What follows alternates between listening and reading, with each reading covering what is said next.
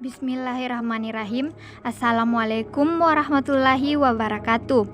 Puji syukur kepada kehadirat Allah Subhanahu wa Ta'ala, serta salam dan sholawat kita panjatkan kepada Nabi tercinta Muhammad Sallallahu Alaihi Wasallam.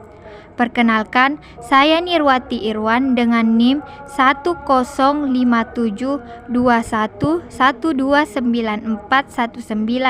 dari kelas FM 19D.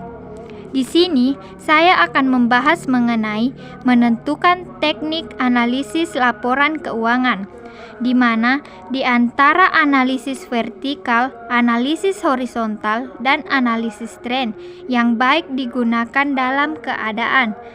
Yang pertama, sebagai seorang calon investor yang mencari perusahaan. Yang kedua, sebagai seorang pengusaha yang ingin melihat pesaingnya dari sisi keuangan. Menurut saya, yang baik digunakan dalam keadaan-keadaan tersebut yaitu analisis tren. Mengapa demikian? Perlu kita ketahui apa itu analisis tren. Analisis tren merupakan pendekatan dengan menggunakan perbandingan keuangan perusahaan dari tahun ke tahun. Dilakukan untuk melihat sejauh mana kinerja keuangan perusahaan, apakah membaik atau sebaliknya menurun. Selanjutnya, penggunaan analisis ini akan memberikan manfaat bagi para pengguna laporan keuangan, misalnya untuk investor. Para investor memerlukan informasi yang kuat mengenai aktivitas laporan keuangan perusahaan. Apakah pada periode mendatang menghasilkan laba atau rugi?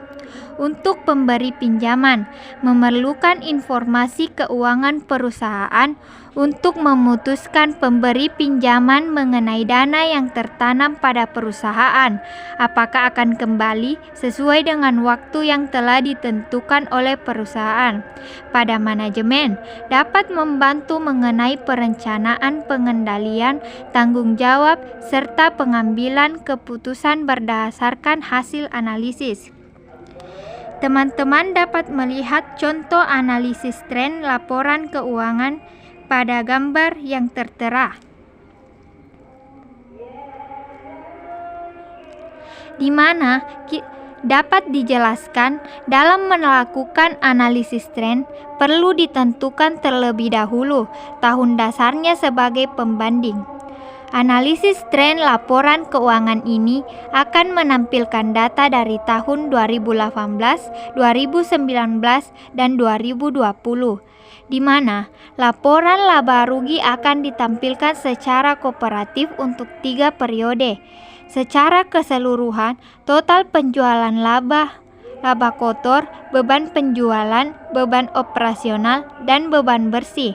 Semuanya mempunyai tendensi kenaikan dari periode ke periode. Namun apabila ditelah lebih dalam, dari masing-masing pos terlihat ada penurunan di beberapa pos, seperti halnya pos penjualan C, di mana dari periode ke periode mengalami penurunan.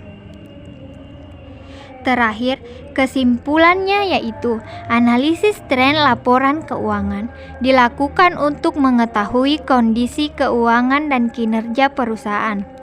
Hal ini dilakukan agar keputusan strategis yang diambil dari hasil analisis cukup berpengaruh terhadap investasi dan pengembangan bisnis secara jangka panjang, serta memberikan data analisis sebagai salah satu informasi yang digunakan dalam mengambil keputusan. Jika kita sebagai calon investor yang akan mencari perusahaan dan juga ingin melihat pesaingnya dari sisi keuangan, analisis tren membantu kita mengetahui perkembangan perusahaan yang dapat dilihat dengan cara melihat laporan keuangan yang juga memberikan gambaran manajemen keuangan serta bagaimana sistem perusahaan berjalan. Mungkin sekian yang dapat saya sampaikan. Lebih dan kurangnya mohon dimaafkan. Assalamualaikum warahmatullahi wabarakatuh.